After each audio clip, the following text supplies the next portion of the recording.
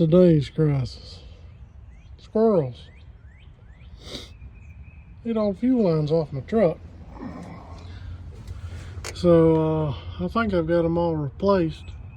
I'm gonna fire this thing up, see what happens. And here's a little tech tip. I made this little U-shaped piece of fuel line. I actually had on the Caprice, you know, all them GM products, they loop the fuel line right there. But on the Caprice, it sucked that fuel line shut going down the road, and I couldn't drive it. It would shut off like it's running out of fuel. And I installed a little loop like that, a metal loop. It was actually pulling so much fuel pressure it pinched the line off. So I made one for this truck too, so it wouldn't have any issues, which it's not very fast by any means. Maybe with the next motor it'll be a little quicker. Please excuse the mess. I've been working on my shed down in the bottom.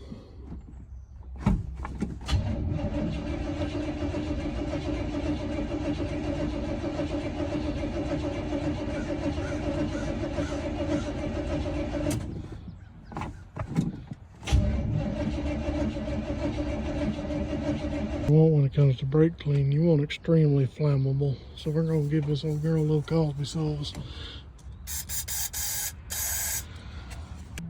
See what she does now.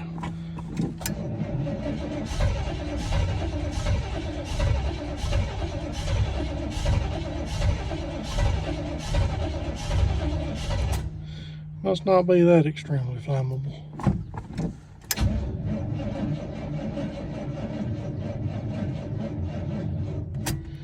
And I think we've run out of battery.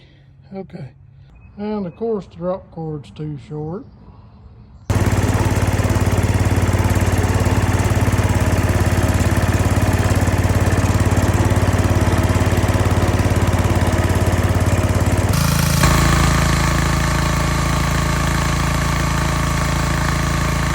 All right, let's try it now.